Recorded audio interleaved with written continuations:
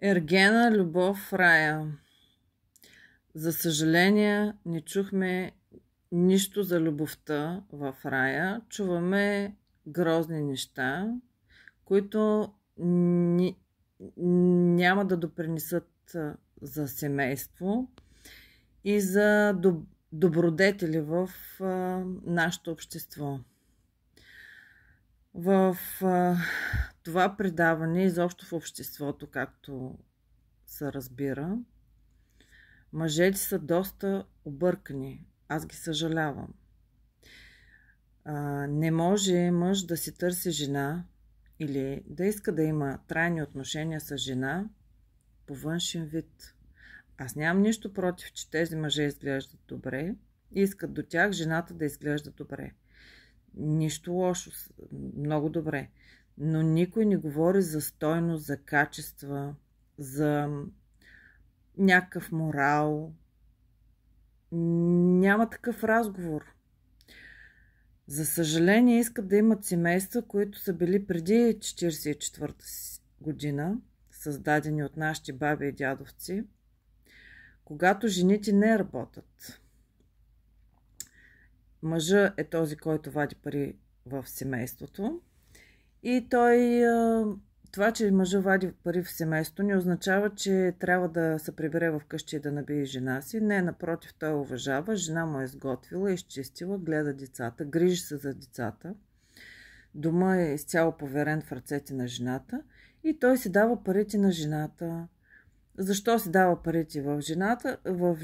Ами защото жената трябва да контролира финансовите средства на мъжа, защото мъжа може да дава пари на любовница.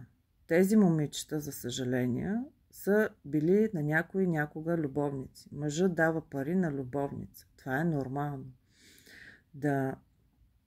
Мъжът да поддържа отношения с някоя жена и той да й дава пари, защото тя му е любовница. Ако мъжът иска жена за вкъщи, за семейство, за отношения, той за какво да дава пари? Неговите пари стават нейни. Ще ходят на по-скъпи почивки, ще ходят на по-скъпи ресторанти и това е. Това допринася мъжа. Умните мъже, има много такива в България, не позволяват жените им да ходят на работа. Защо? Защото жените са изкушения, винаги има някой по-красив, по-стойностен от него и тя може да го предпочете, както вече има много такива примери, дори с 5 деца, жената ще те изостави, жената се влюбва и отива пред друг мъж. Това е нормално. Дори и да е болен, и да няма пари, ако нещо не е било изгодно или приятно в предния мъж, тя го напуска. Но много жалко, че жените са се превърнали в едни кукли. Кукли, които говорят само за пари. Как една жена не чух да говори за любов, за връзки, за отношения. Тя с какво една жена ще привлече един мъж? И после защо няма семейство? Какво семейство да се градиш с човек, който няма никаква стойност? Никаква стойност. Стойността на един мъж и на една жена, аз в това предаване не ги видях. Нещо, на което те да помогнат, да направят жест, да покажат нещо добро. Сега тук трябва да гледаме как някой си там с брадичка шаби друг. Агресия. Виждаме агресия. Виждате ли докъде водят фалшивите отношения, фалшивата визия? Той изглежда добре, ходи на фитнес, прочел е 10 книги, не повече, защото за образование негово не чух някакво да има. И той смята, че е подготвен и може да се справи всяка една ситуация и почва да раздава шамари и да агресира. Оная пък другата напомпила са служила цици. Сигурно е такова телосложението, майка е красива, но тя не е. Направила се няколко пластични операции И виждате ли сега тук, аз съм много красива, трябва да ми дават 50, 60, 100 хиляди лева и ако може да се ожена за някой мъж и след това да му прибера парите и да го направя хахав, най-добре. И това се дава в национален ефир. Нещо стойностно да виждате в това предаване. Не, че те хора нямат стойност, не, че не са стойностни, но това се показва по телевизията. Така семейство не се създава. С пари и с визия. Мъжете са виновни за това нещо. Те имат грешна представа за жената. Жената трябва да има някакви качества. И ако искате да имате семейства и тези жени да ви гледат и да ви уважават в семейството си, жената не е необходимо да ходи на работа.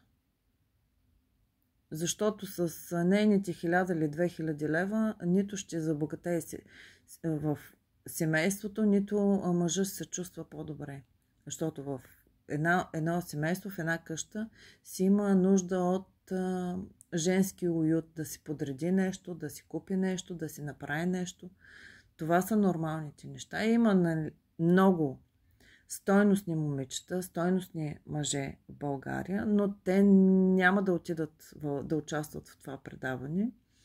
И те са добрия пример, но те не ги дават по телевизията. По телевизията се дават цици, джуки и мъжете до там се докарали, че тези жени ги наричат красиви. Красиви. Представете ли си докъде се докарали мъжете? Да имат толкова погрешни и объркани представи за живота. Искате да ми кажете, че грозна и дебела жена не може да има семейство, не може да мъж да се влюби в нея и не може да бъде добра компания и да кара един мъж да се чувства добре. Аз мисля, че може и мисля, че оттам е проблема в нашето общество, що няма семейства. Ами как да има семейства, когато семейната връзка е скъсана? Събота и неделя, вместо да си отидеш да видиш, да седнеш на масата с родителите и да споделиш какво ти се е случило, ти отиваш с приятели и с някой на някъде. Не споделяш семейния уют. Ако ти си семейен тип, семейен човек, ти ще искаш да си с семейството си. Ще е приятно да общуваш с семейството си. Но от 1944 година дойдоха тези пролетарията и накараха жените да ходят на работа. Оттам мъжете започнаха да пият и да си бият жените.